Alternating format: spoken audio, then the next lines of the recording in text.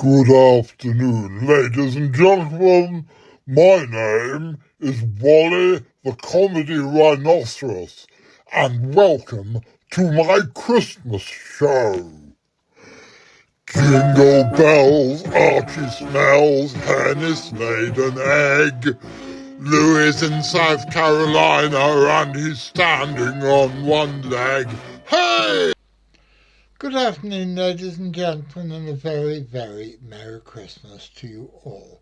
My name's John Downs, I'm the director of the Centre for Fortean Zoology, and welcome to the Christmas edition of On the Track. I really like the old credits.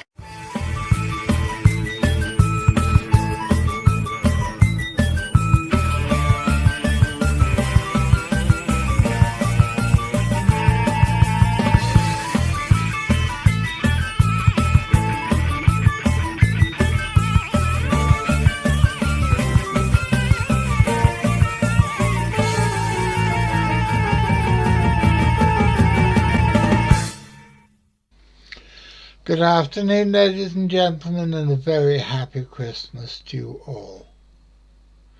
Usually, on Wednesdays, we bring you a quarter-of-an-hour episode of On the Track Extra, but now, because it's Christmas, and because I know from personal experience what it's like when you're by yourself at this time of year when everybody else is at least allegedly having fun, we're bringing you a special show. This is a bumper-length story of what happened when Ian Squibbs went to Gloucester on a Fortean pilgrimage, and I hope you all enjoy it. So, Ian, you look very festive. Well, thank you, John. It is Christmas, and it's good to be back on CFZ TV. And today we're going to have some festive Fortean fun and head to the Isle of Man and revisit one of our favourite cases and a Fortean classic. Fantastic. Yeah, so lead on. Okay, well, I am sure that we all know that in the 1930s, the Irving family, who lived on a remote farmstead called Ghoulish Castle in the southern wilderness of the Isle of Man, had the pleasure of sharing their lives with a mongoose called Jeff, who could speak fluent English. The case is well documented, and we often cover the subject on this channel. Richard often sports a glove puppet of Jeff, much to the amusement of the viewers. Theories as to what Jeff actually was range from a real supernatural entity to mass hallucination and blatant lies by the Irving family. Whatever the truth was, the case has never completely been solved and never will be. Jeff the Talking Mongoose attracted worldwide attention at the time, and the case was investigated by the likes of supernatural researchers Harry Price and Nandor Fodor, of which a feature film was made last year entitled Nandor Fodor and the Talking Mongoose, which starred Simon Pegg and Minnie Driver. So, did you see the film, John? Yes, I have to admit I saw a pirate. I saw it on one of the hooky sites that you see online. So I saw about 3/4 of it. And then my iPad crashed because it's not supposed to be looking at hooky sites online. And to be quite honest, I couldn't be asked to watch the rest of it. Yes. I wasn't very impressed.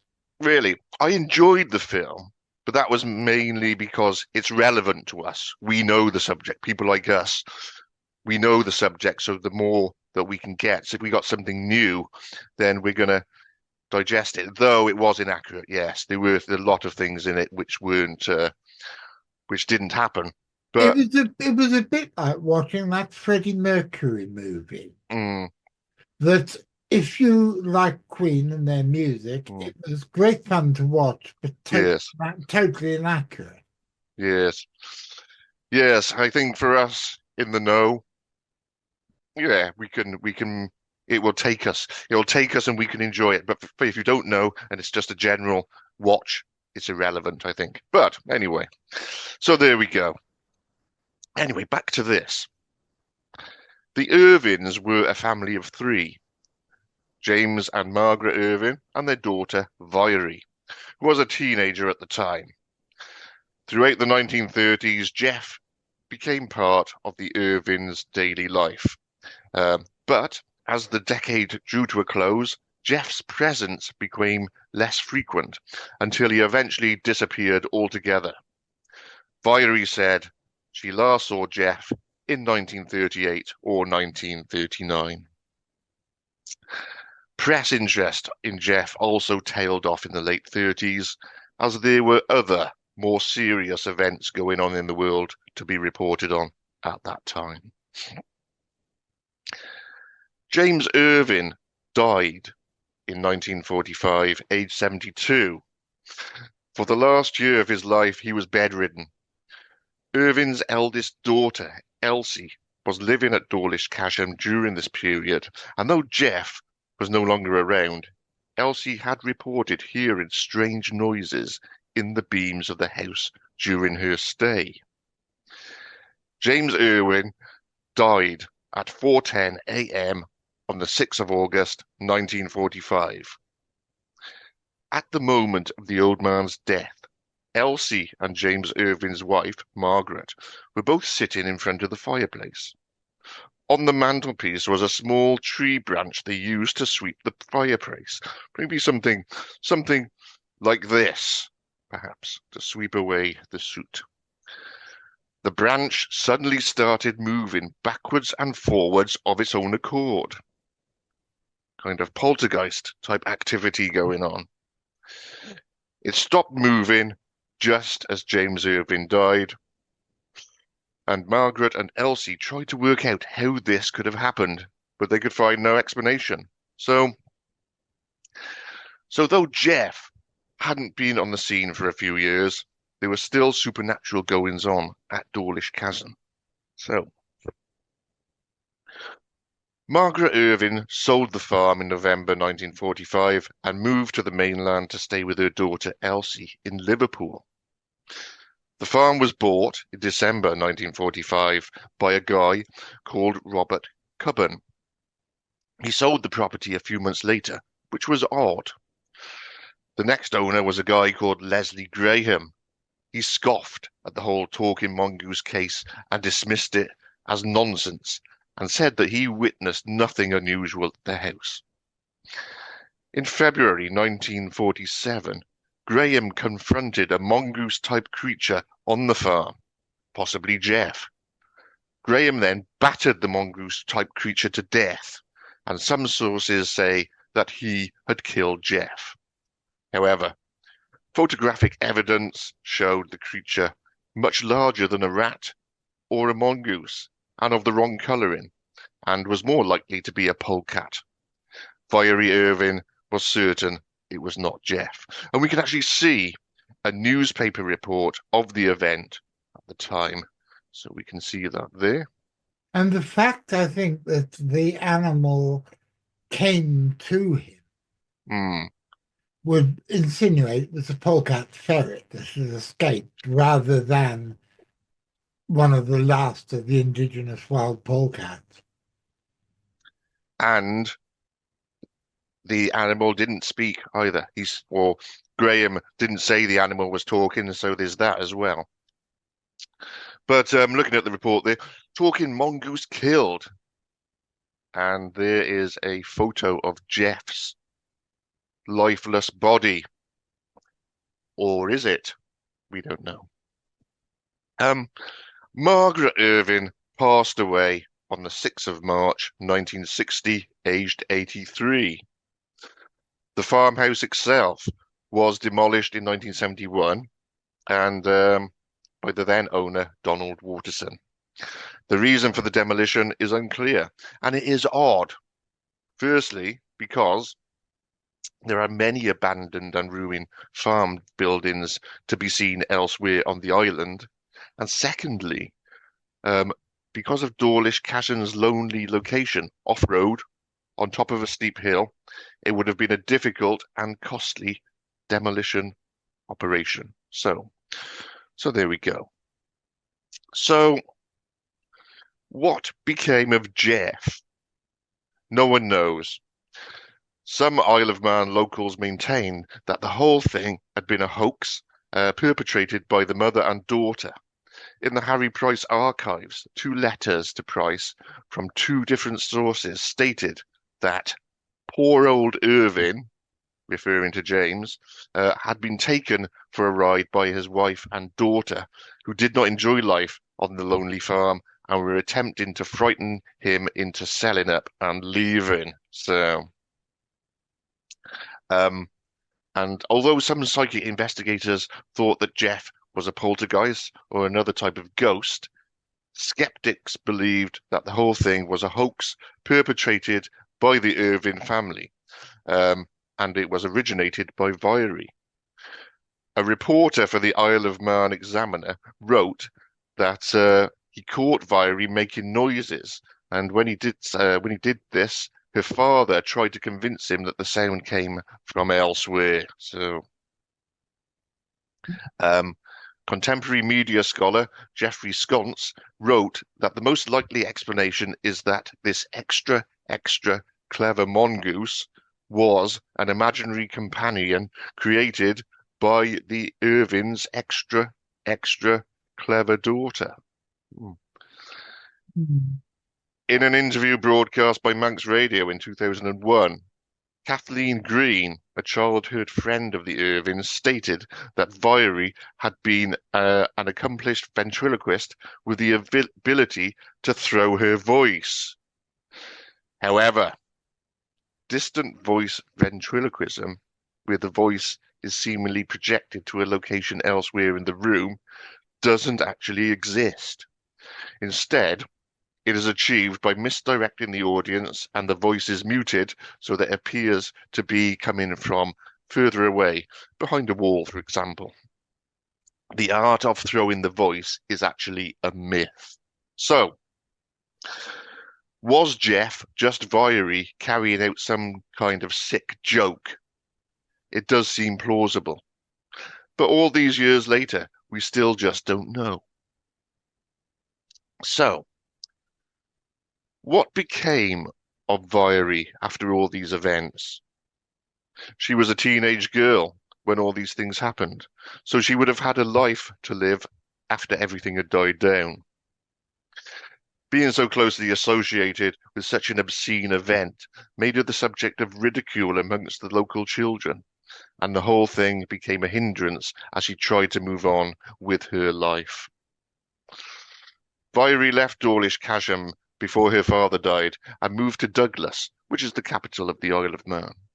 It was there that she gained employment with the Doughty Aviation Company, making components for aircraft. In 1958, Voirrey moved away from the Isle of Man to Cheltenham, Gloucester. This relocation was welcomed by Voirrey.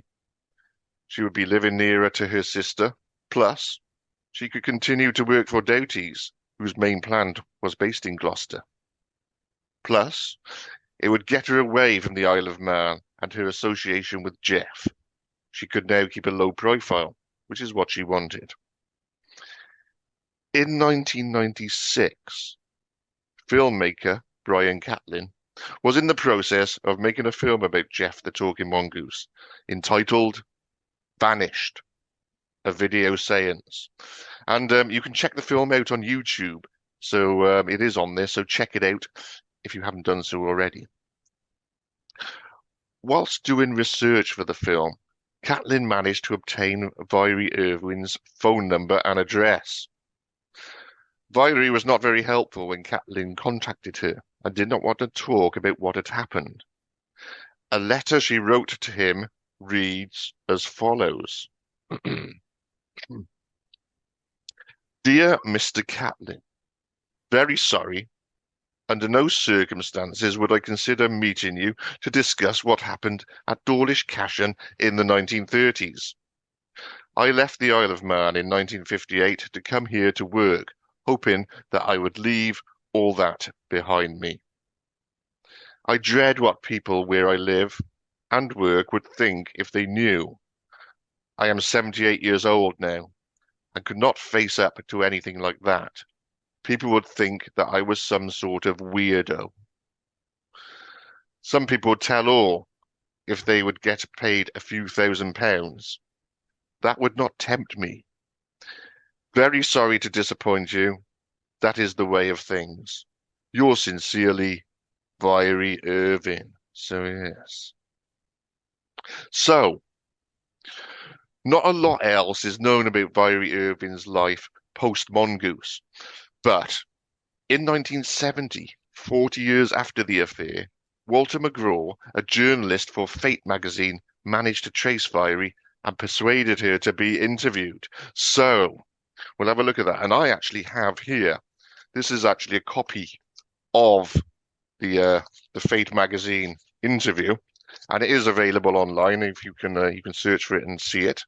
So so we're going to have a run through that in a minute. Also, whilst we're at it, though, for this presentation, I did my research. I've got this book by Christopher Joseph, which is he's probably the main mongoose guy these days. Jeff, The Strange Tale of an Extra Special Talking Mongoose. So it's a really good book. It is fantastic. It is. There's a lot in there, and so I used that. Recommend that if you want to buy it online. I think or get it. that book. I think that book is a benchmark for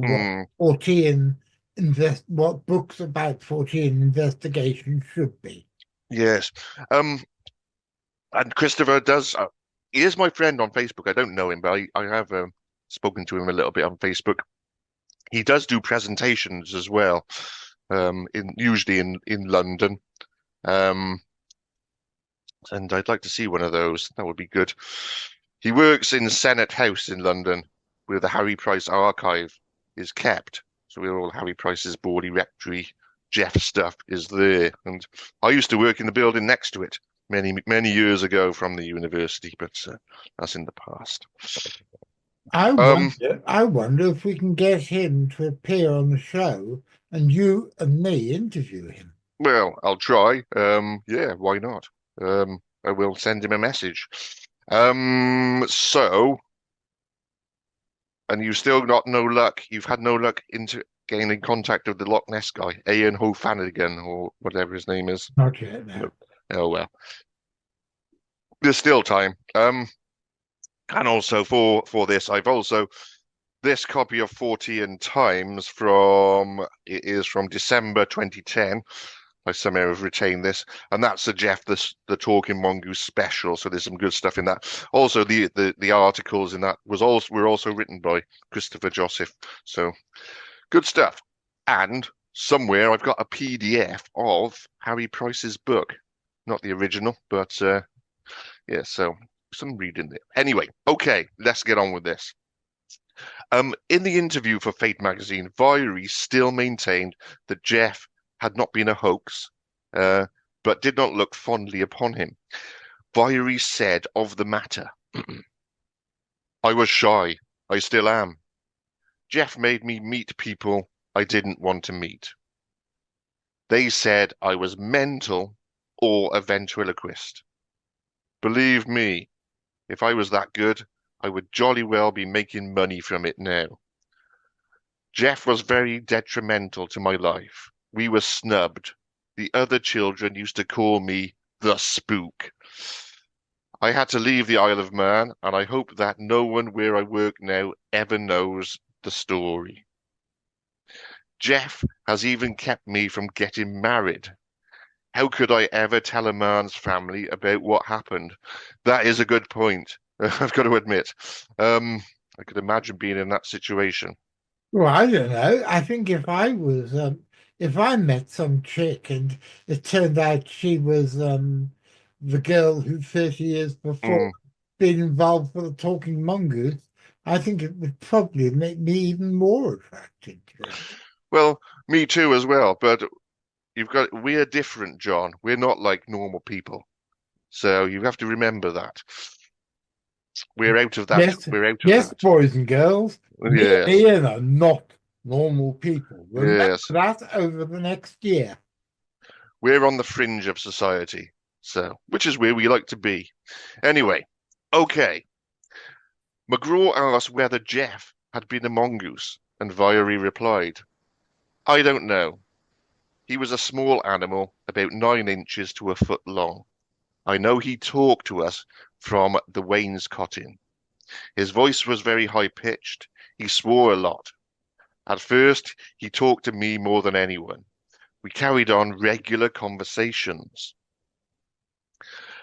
McGraw asked her outright whether it had been a hoax. Voirrey insisted. It was not a hoax, and I wish it had never happened. If my mother and I had our way, we would never have told anybody about it, but father was sort of wrapped up in it. It was such a wonderful phenomenon that he just had to tell people about it. And finally, Voirrey confirmed her beliefs by stating, yes, there was a little animal who talked and did all those other things. He said he was a mongoose and said we should call him Jeff, but I do wish he had let us alone. So there.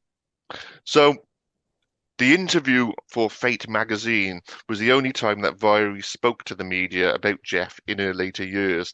And to be honest, I use the word interview generously, as if you read the Fate magazine article, there's only sort of a few brief quotes from Voirrey in it, and I get the impression that the journalist just doorstepped her after finding out where she lived, and she didn't have too much to say to him. Now, it's interesting to note, though, that all those years later, Voirrey insisted that Jeff was real, unlike the Cottonleaf Fairy girls who owned up to hoaxing the fairy photos in later life, though it was quite obvious that those photos were faked. So that was no surprise. So there we go. Voirrey Irving spent her final years in Cheltenham, Gloucester, and passed away in 2005, aged 87. Right, okay. So that's what we've got. Not a lot of information about Voirrey post-Mongoose. She just wanted to be anonymous for the rest of her life and pretty much achieved that. So, unfortunately, that's not enough for me. So I had to root round and to see what I could find out about Voirrey Irving. So what we'll do, John, let's have a look at the next image and what we've got there. So that's number 9. So what we've got there was my first stop online, which was Ancestry.com, and I was able to find Voirrey's family tree. So let's have a look what we can see. So have a look at that there. Full name, Voirrey Cluckus Irving. Peculiar name, but that is to our advantage. Father, James. Mother, Margaret. Birth, 1918, Isle of Man. Death, 2005, Cheltenham, Gloucester.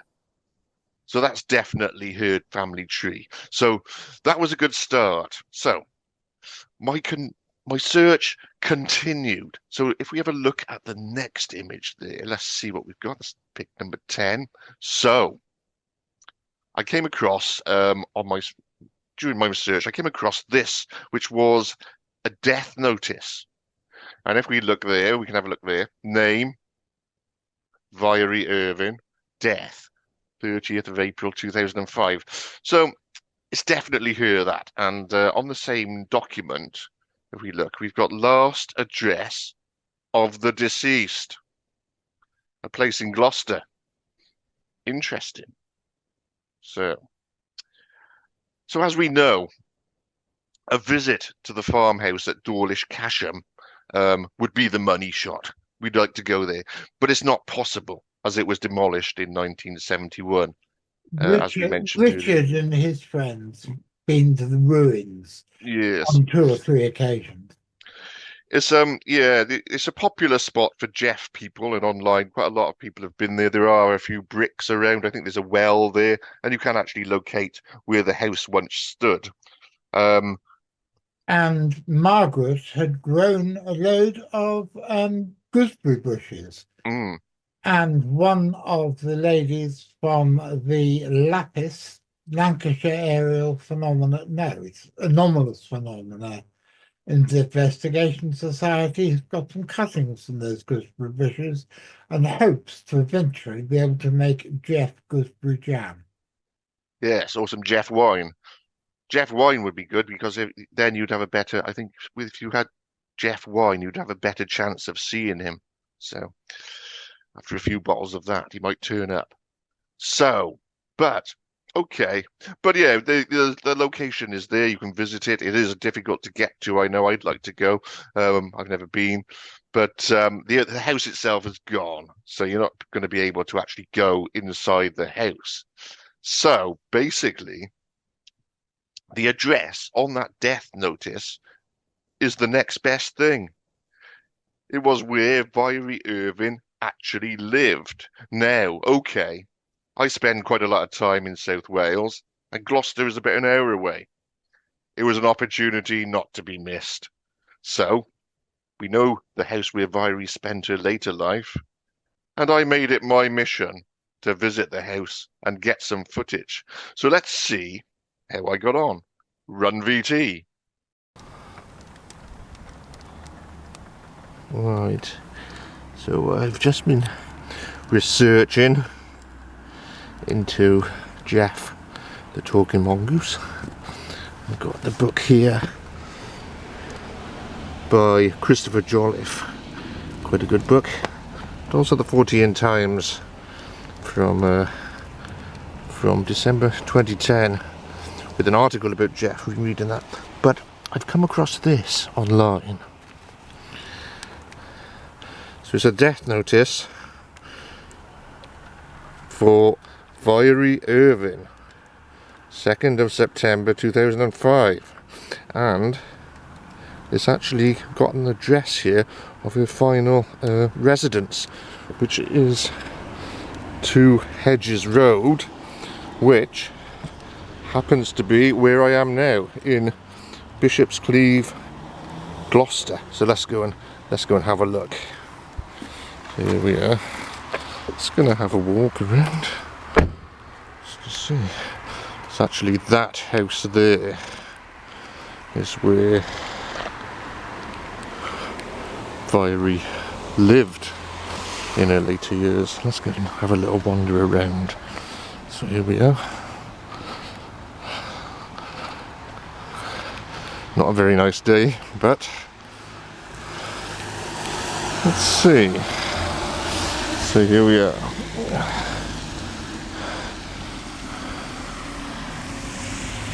Two Hedges Road.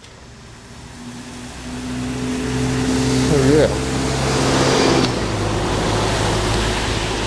As you know, in her younger years, Voirrey lived in a remote farmhouse on the Isle of Man with her parents, James and Margaret, and a talking mongoose called Jeff.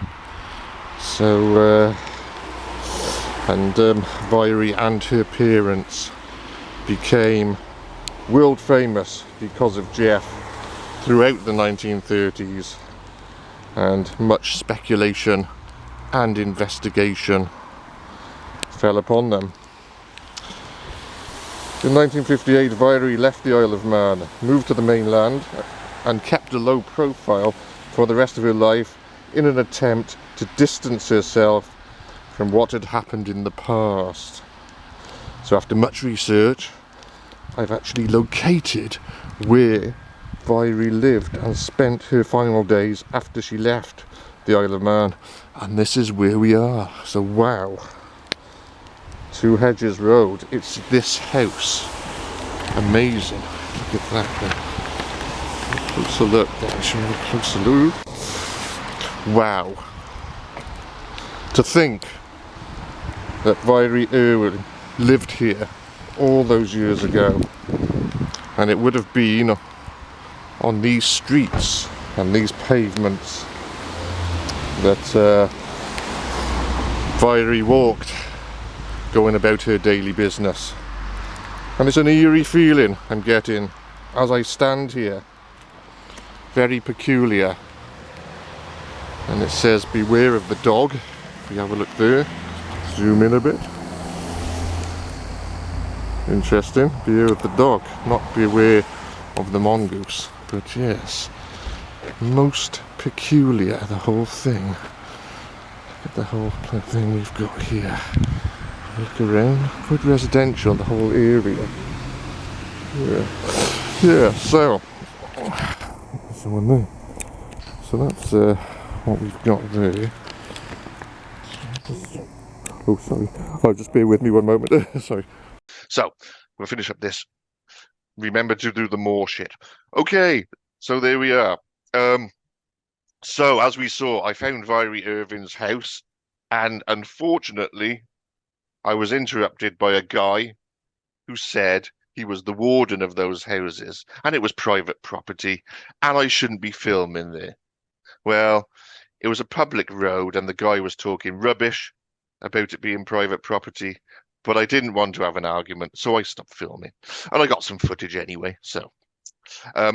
I did ask the guy if he knew anything about the previous residents of the house, and he said he didn't, and he wasn't really interested in my project anyway, so.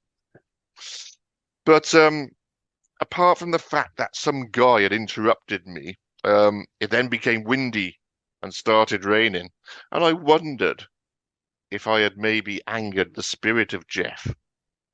Could have done. I then went over the other side of the road and did a bit more filming to finish my commentary, so we can have a quick look at the second video there, John. Let's run VT. Right. So, after filming there, a guy came out and told me I couldn't film as it was private. Now, I'm not sure about that, but that's the house anyway. To finish it off, but in 1970, a journalist managed to track down Voirrey, and she gave a rare interview. And she said even after all those years later, she insisted that Jeff was real and not a hoax. And she said there was a little animal who talked and did all those things. He said he was a mongoose and said we should call him Jeff. I do wish he had left us alone. Voirrey died 19 years ago, and there's quite a large estate around here, so it's possible that residents may have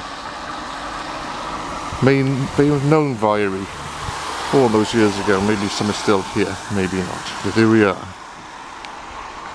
the house of Voirrey Irving. Peculiar.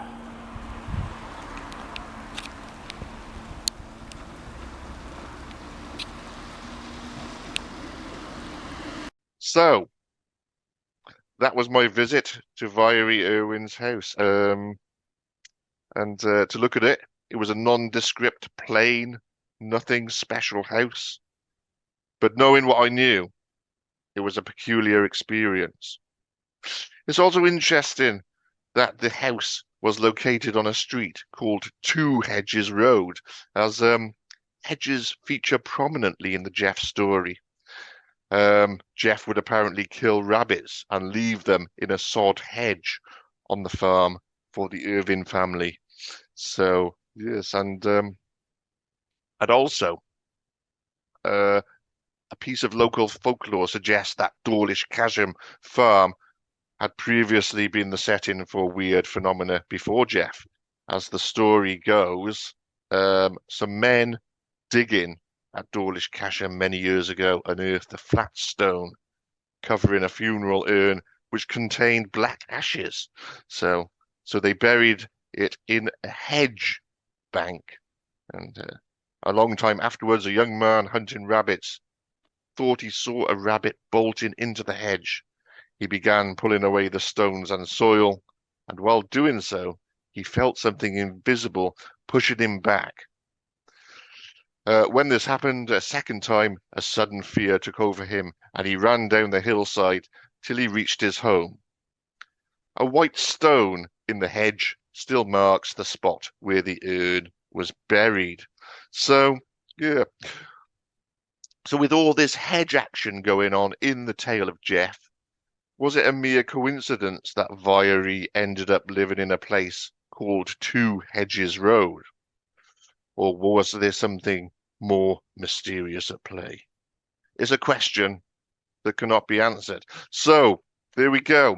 On that note then, let's tie it all up and see what we think. So whether there was really a talking mongoose or whether it was a figment of the Irving family's imagination that got out of hand, we will never know. But what we do know is that this is an amazing story and a snapshot of a different time. Now, almost 100 years later, we are still fascinated with the case, and we are drawn in by the extreme nature of the reported events. And it is something that subconsciously tells us all that anything may be possible. Thank you. Brilliant! Bravo! Bravo! More! Even the cat wants more. You've woken up Peanuts and he wants more. We all want more. More! More! More! More! Oh, wow! Yeah, it worked! Yay! All right. Okay. Thank you. Ooh, okay. All right then. So, as it's Christmas, we'll do an encore. So,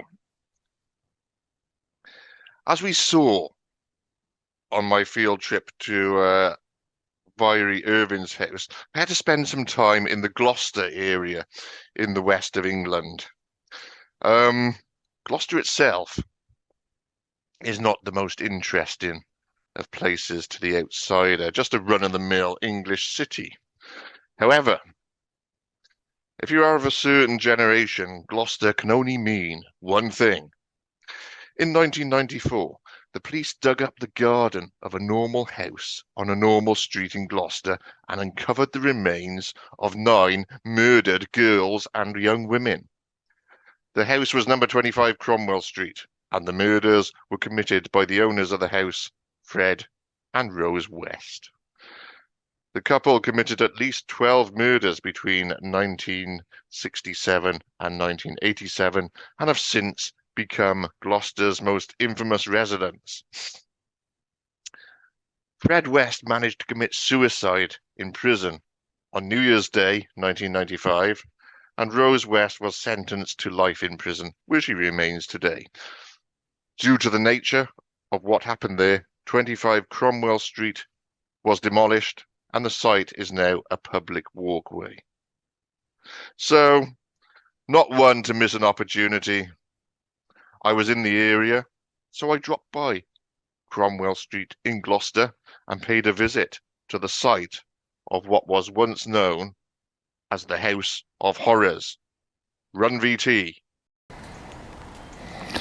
So, I've been reading that book, and look where we are.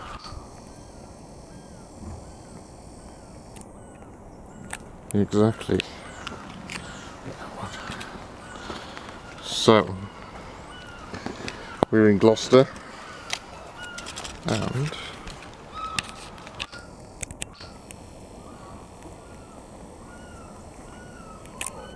never one to miss an opportunity. I swung by another historic location, so let's have a look. Let's go and have a look and see. So, in 1972, married couple Fred and Rose West moved to this street in Gloucester with their children. The couple were known for dismembering and murdering women and young girls, including 2 of their own children. And they committed at least 12 murders between 1967 and 1987. The family lived at number 25, which once stood at this location. Let's have a look. Here we are, here. There we go. In 1994, 9 bodies, including their daughter Heather, were discovered buried in the cellar and the garden of the home, and Fred and Rose were accused and found guilty of the murders. On the 1st of January 1995, Fred managed to commit suicide by hanging himself while on remand in prison, whilst Rose was tried and convicted of the murders and sentenced to life in prison, where she still resides today. Due to the nature of the activities that took place here, the house was demolished in 1996. So we can see that there. Let's have a look. Let's get out of the way of these people. Here was where the house was. Very strange. Let's have a look. Yeah. The house is no longer here. But it was all down there. Okay. So, let's have a closer look. It was here the house once stood, and below the surface where Fred and Rose buried the bodies, so it was below here. And I can feel a peculiar energy standing here, and it's not a good energy. I wonder if there are any of the neighbours around here knew the West family. It was 30 years ago, so maybe not. So yes, and to think, Fred and Rose would have walked these pavements, doing their daily business, whilst harbouring the horrific secret. So there we go. There we have it. 25 Cromwell Street. The House of Horrors. So there we have it. I hope you enjoyed my 14 road trip to Gloucester. And we wish you all a happy Christmas. And I will no doubt see you all in the new year. Peace. And that's about it for this episode. I want to say a very big thank you to Ian Squibbs for putting that together for us. And I'm very, very grateful to you, mate. And I'm very much looking forward to seeing what you come up with in the new year. I'm going to be back on Saturday. What are we talking about on Saturday? Well, I'm giving a lecture about populism and cryptozoology, which sounds fairly dour and not very entertaining, but I hope it'll be more fun than it sounds. And I'm back next Saturday, and I'm back next Wednesday with an On the Track extra, and I don't know what it's going to be about yet because I haven't videoed it. Me and Lilith here, are going to be doing it later this afternoon. And so it only leaves me to once again wish you all a very happy Christmas and a peaceful and prosperous 2025. And until then, I'll be seeing you